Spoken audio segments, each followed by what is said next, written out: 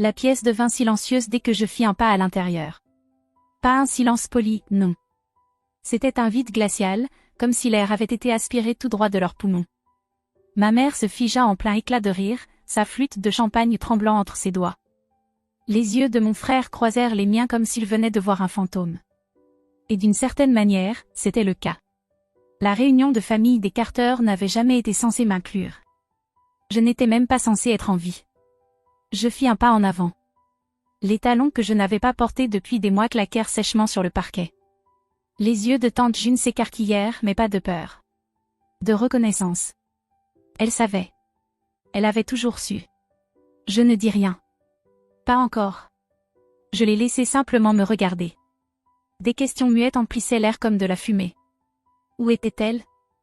Comment a-t-elle survécu? Pourquoi est-elle ici? Et puis je le vis. Mon père.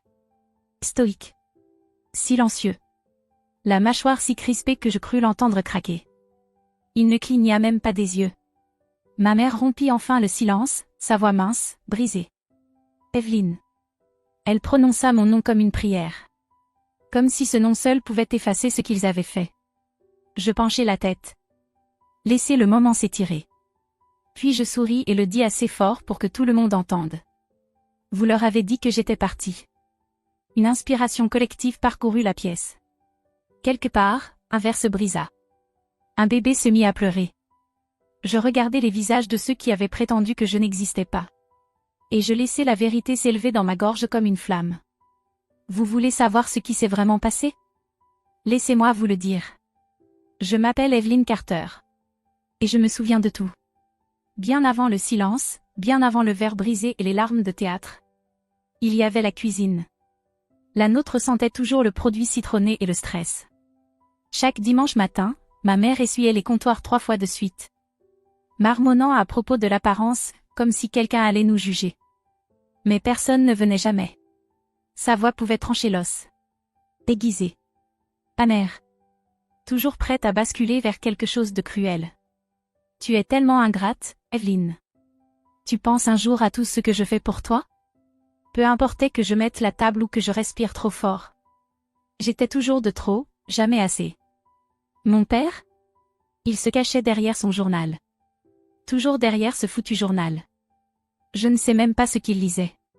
Peut-être s'en servait-il juste pour se cacher. Et puis il y avait Ryan. Mon grand frère. L'enfant en or. Quarterback. Élève modèle. Jamais puni, pas une seule fois. Si je rentrais 10 minutes après le couvre-feu, j'étais un problème.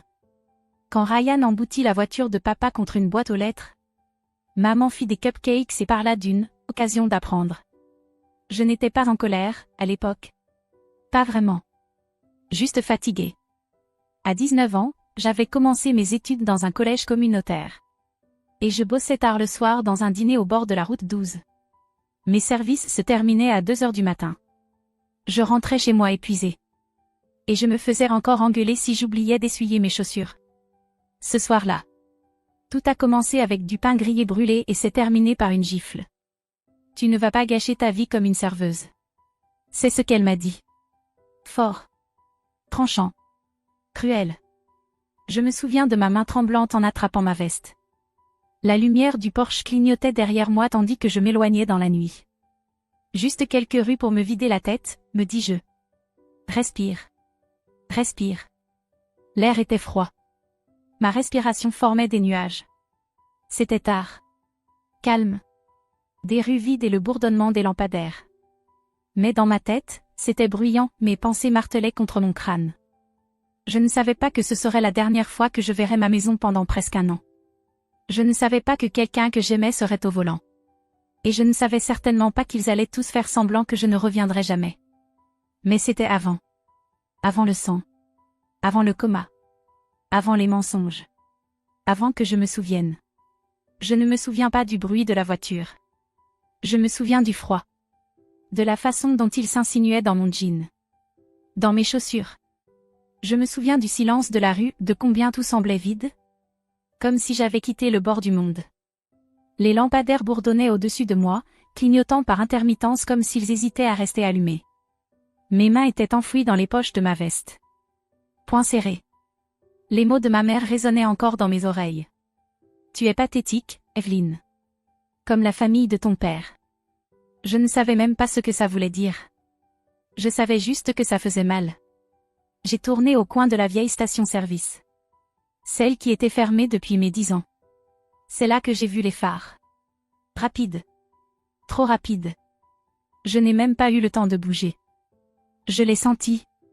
Un impact brûlant et blanc. Comme si la foudre m'avait frappé. Mon corps s'est soulevé du sol. Puis, plus rien. Juste du noir. Quand je me suis réveillée, tout était étrange. Le plafond était trop blanc. Les draps, trop rêches. Ma bouche, sèche comme du papier de verre. Il y avait des fils sortant de mes bras. Des machines bipaient à côté de moi. Une infirmière flottait à la limite de ma vision. Et, murmura-t-elle. Tout va bien. Tu es à l'hôpital général du comté. Tu es restée inconsciente un bon moment. J'ai essayé de parler. Rien n'est sorti. Ma gorge me brûlait, comme si j'avais avalé du feu. Ne panique pas, dit-elle doucement. Tu as eu un accident. Un délit de fuite. Aucune pièce d'identité. Tu es ici depuis presque 3 semaines. 3 semaines. Ce n'était pas possible. Quelqu'un serait venu. Quelqu'un devait bien me chercher, non? Mais personne n'est venu. Pas d'appel. Pas de fleurs. Aucune voix familière. Ils avaient bien publié une petite annonce dans le journal. Jeune femme non identifiée retrouvée inconsciente sur la route 12. Mais personne n'y avait répondu. Et moi? Je ne connaissais même plus mon propre nom. Les médecins appelaient ça une amnésie rétrograde. Perte temporaire de mémoire due à un traumatisme crânien. Je me souvenais de choses comme les couleurs. Et la musique. Mais pas de ma date de naissance. Ni des noms de mes parents. Ni de qui j'étais. Parfois, j'apercevais des fragments. Une femme qui crie. Une portière qui claque. L'odeur du pain grillé à la cannelle. Mais rien de tout ça n'avait de sens. J'étais une page blanche. Une question à laquelle personne ne voulait répondre. On m'a transférée dans un centre de soins de longue durée, en centre-ville. Je passais mes journées à réapprendre à manger. À marcher. À parler avec des phrases complètes. Les infirmières étaient gentilles. Mais elles me regardaient comme une histoire triste. Une Jane Doe qui ne comptait pas. Jusqu'à ce soir-là. Une chanson est passée à la télé. Fleetwood Mac. Landslide. Et tout à coup. Le verre s'est fendu. La mémoire a commencé à suinter. Tout a commencé par une chanson. Fleetwood Mac, sur la petite télé au-dessus de mon lit. Le genre de chanson qui vous serre la poitrine. Avant même qu'on comprenne pourquoi. Can you handle the seasons of my life? Je ne sais pas ce que c'était. La mélodie, la voix. Ou la manière dont l'infirmière fredonnait en même temps. Mais soudain, quelque chose en moi s'est ouvert. Un éclair. Pas de musique. Mais de pain grillé à la cannelle. La main d'une femme posant violemment une assiette. Ma mère. Ses bagues résonnant contre la céramique. Puis encore plus. Des voix fortes. Des cris. Des portes qui claquent. L'air froid sur ma peau. Le trottoir. Le lampadaire. Les phares. Et un visage. Mon corps a sursauté si violemment que le moniteur cardiaque s'est emballé. L'infirmière a accouru, a demandé si j'avais mal. Je lui ai dit non. Je lui ai dit que je me souvenais de quelque chose. Ils ont fait venir une thérapeute le lendemain. Elle posait des questions douces. M'encourageait à laisser les souvenirs revenir par vagues. Mais les miens ne venaient pas en vagues. Ils venaient en déluge. Chaque nuit, je me souvenais un peu plus. Le dîner. L'odeur de graisse sur mes mains. La lumière du porche, vacillante. La gifle de ma mère. Le faux sourire de mon frère. Ses excuses, ensuite. Et puis ça m'a frappé. La voiture. Le conducteur. Ce n'était pas un inconnu. C'était Ryan. Mon propre frère. Son visage illuminé par les phares. Les yeux écarquillés. La bouche ouverte, comme s'il criait quelque chose. J'ai vu le logo sur son sweat à capuche. Le grand air rouge de son équipe de foot au lycée. Je me suis souvenu qu'il avait bu. À la fête de mon cousin, plus tôt ce soir-là. Comment maman lui avait laissé prendre la voiture de papa? Même s'il avait trébuché dans les escaliers. C'était lui. C'est lui qui m'a percuté. Et il ne s'est pas arrêté. Il a continué à rouler. J'ai passé des heures à essayer de me convaincre que j'avais tort. Que mon cerveau mélangeait les souvenirs, embrouillait les chronologies. Mais ça semblait réel. Trop réel. Et puis je me suis souvenu de la voix. Celle de mon père. Ne dis pas un mot à propos de cette nuit, Ryan. Elle n'aurait jamais dû être là dehors. Je me souviens l'avoir entendue. Je me souviens être allongée sur le canapé. Encore couverte de bleu. Encore étourdie. Et l'avoir entendu dire ça à mon frère. Ils savaient. Ils savaient tous les deux. Et pourtant, ils ont raconté au monde que j'avais fugué. Que j'étais instable. Trop émotive. Une honte. Ils m'ont enterrée dans le silence. On fait comme si j'avais choisi de disparaître. Et pendant tout ce temps, je gisais dans un lit d'hôpital. Brisé. Oublié. En train de tout me rappeler. Ce soir-là, je me suis redressée dans mon lit, regardant par la fenêtre. Je n'allais pas seulement survivre. J'allais revenir. Pas discrètement. Pas doucement. Et certainement pas avec le pardon. L'hôpital a tenté une dernière fois de contacter ma famille. Cela faisait presque un mois. Je pouvais de nouveau marcher. Je pouvais manger seule. Je pouvais dire mon nom complet sans l'oublier à mi-chemin. Evelyn Carter. 19 ans. Fille. Sœur. Pas un fantôme. L'assistante sociale a appelé le numéro inscrit sur ma fiche de contact d'urgence. Ma mère a répondu. Je n'ai pas entendu la conversation moi-même. Mais j'ai vu le visage de l'infirmière pendant qu'elle écoutait. Comment ses yeux se sont plissés. Comment sa bouche s'est figée. Quand elle a raccroché. Elle m'a regardée comme si je venais de devenir orpheline. Elle a dit que tu étais partie, m'a dit l'infirmière avec douceur. Que tu avais toujours été instable. Qu'il ne voulait pas de contact. Je l'ai fixé. Je voulais rire. Je voulais hurler. À la place, je lui ai demandé de répéter. Il ne voulait pas de contact. Juste comme ça. Je suis devenue une non-personne. Il n'avait pas déposé de déclaration de disparition. Il n'avait pas appelé les hôpitaux. Il n'avait même pas lu les journaux. Mais ce qu'ils avaient fait, c'est parler. Ma tante June, la seule à vraiment m'avoir jamais regardé dans les yeux, allait plus tard me raconter toute l'histoire.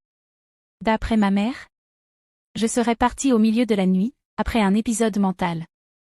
Elle avait dit à la famille élargie que j'étais instable. Que je refusais toute aide. Que j'étais partie pieds nus, sans parler à personne. Elle l'avait dit comme si c'était une honte tragique. Comme s'ils étaient les victimes. Et les gens l'avaient cru. Ils ont organisé une veillée aux chandelles dans le sous-sol de l'église. Ryan a fait un discours. Avec des larmes et tout. Il a dit. Evelyn, où que tu sois, on espère que tu trouveras la paix. La paix. Alors que j'étais dans un lit d'hôpital, branché à un moniteur, réapprenant à tenir une cuillère. Ils ont vidé ma chambre. Donné mes vêtements. Offert mes livres à une association caritative. Effacé. Comme si je n'avais jamais fait partie d'eux. J'ai vu une photo plus tard. Une photo de famille prise quelques semaines après l'accident. Ryan souriait. Le bras autour de ma mère et de mon père. Ils étaient à la maison du lac. La même que j'aimais tant enfant. La même que je n'avais même pas le droit de mentionner. Sans être traité d'égoïste. J'ai fixé leur visage et j'ai compris quelque chose d'horrible. Ils allaient bien. Ils allaient mieux sans moi. Et moi. J'étais en vie. Et apparemment, un inconvénient. Ce soir-là, je me suis assise au bord de mon lit d'hôpital. Le bouton d'appel dans une main. Et mes papiers de sortie dans l'autre. S'ils voulaient faire comme si j'avais disparu, autant leur montrer ce que ça donne. Quand quelqu'un revient d'entre les morts. C'est tante June qui m'a dit la vérité. Elle est venue me voir un jeudi pluvieux. Bien après que les infirmières aient abandonné. L'idée que quelqu'un franchirait un jour ma porte. Elle avait l'air plus maigre. Fatiguée. Mais son étreinte était réelle. Je ne les ai pas crues, a-t-elle murmuré. Pas un mot. Nous nous sommes assises sur le canapé en vinyle près de la fenêtre. Tandis que la pluie tapotait doucement contre la vitre. Elle m'a tenu la main. Comme personne ne l'avait fait depuis l'accident. Comme si je comptais. Comme si j'existais. Puis elle a commencé à parler. Ils ont dit à tout le monde que tu étais partie de honte, a-t-elle dit. Que tu étais instable, émotive. Que tu ne supportais plus de faire partie de la famille. Je l'ai fixé. Est-ce que quelqu'un a demandé pourquoi? June a secoué la tête. Il ne voulait pas savoir pourquoi. Elle avait essayé, apparemment. Avait demandé où il pensait que j'étais allée. Pourquoi il n'avait jamais porté plainte à la police? Ma mère lui avait rétorqué qu'elle empirait les choses. Mais le pire, ce n'était pas l'histoire qu'ils avaient racontée au monde. C'était celle qu'ils s'étaient racontée entre eux. Mon père savait que Ryan avait pris la Volvo ce soir-là. Il savait que Ryan avait bu. Il savait ce qui s'était passé. Il savait. Et il les a quand même laissés me blâmer. Il a dit que c'était un accident, m'a soufflé June. Qu'il ne fallait pas que tu sois dehors si tard. Avec des vêtements sombres. Je me souviens avoir ri. Un son sec, vide. Ils m'ont enterré sous leur propre culpabilité. Et ont appelé ça du chagrin. Ils ont organisé des collectes de fonds en mon honneur. Ma mère a pleuré dans les bancs de l'église, pour la galerie. Ryan a posté une photo de nous deux quand j'avais 10 ans. Avec la légende. Tu me manques, petite sœur.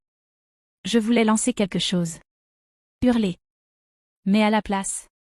Je suis restée très calme. Parce que quelque chose en moi était en train de changer. Ce n'était pas juste de la négligence. Ce n'était pas juste du dysfonctionnement. C'était une famille qui avait choisi de m'effacer. Parce que l'alternative, c'était de faire face à ce qu'ils avaient fait. Et s'ils pouvaient mentir aussi facilement. Aussi habilement. Quoi d'autre cachait-il? J'ai regardé June. Est-ce que je peux rester chez toi? Juste le temps de remettre un peu d'ordre. Elle a hoché la tête. Sans hésiter. C'était le premier oui que j'entendais depuis des mois. Et qui ne venait pas avec des conditions. J'ai emballé le peu que j'avais. J'ai quitté l'hôpital en boitant. Avec un dossier plein de traumatismes. Mais j'en avais fini d'être un fantôme. La prochaine fois qu'il me verrait. Je m'assurerais que tout le monde regarde. C'était la fête de fiançailles de Ryan. Bien sûr que c'était ça. Nappe en lin blanc. Pyramide de champagne. Guirlande lumineuse accrochée au patio comme dans un foutu téléfilm de Noël. Tout le monde était là.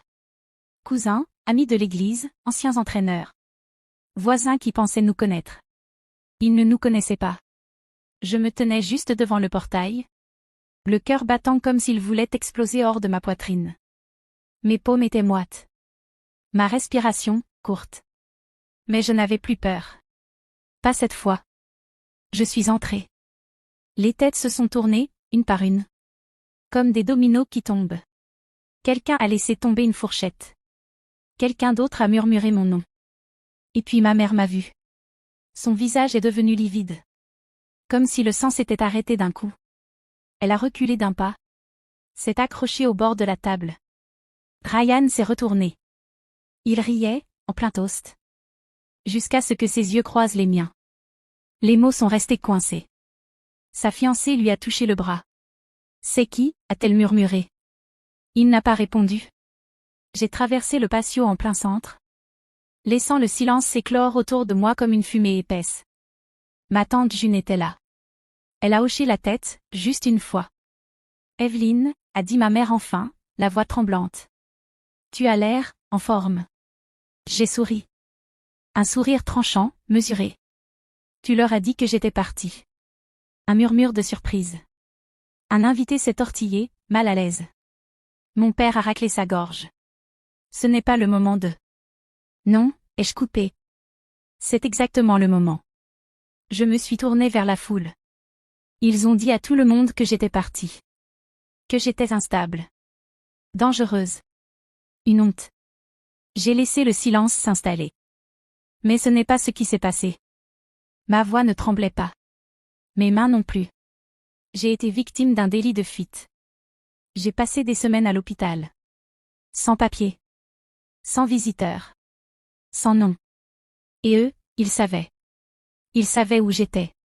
Ryan a ouvert la bouche. Tu ne sais pas de quoi tu parles. Vraiment, ai-je répondu. Parce que je me souviens très bien de ton visage derrière le volant. Silence de mort. Quelqu'un a murmuré. Qu'est-ce qu'elle vient de dire? Je me souviens du sweat à capuche. De la fête. De l'odeur de bière sur ton souffle. Ma voix s'est brisée. Pas à cause de la faiblesse, mais à cause de la colère. Et je me souviens de ce que papa a dit. Elle n'avait rien à faire dehors à cette heure-là. Mon père a fait un pas vers moi. Evelyne, s'il te plaît, ce n'est pas le lieu. Non, a dit June. Laisse-la finir. Et alors j'ai sorti mon téléphone. Vous voulez entendre à quoi ressemble un mensonge qu'on couvre? J'ai appuyé sur lecture. La messagerie vocale a résonné fort sur tout le patio. La voix ivre de mon père, pâteuse et basse. Elle est partie. Tu dois fermer ta gueule. T'avais bu?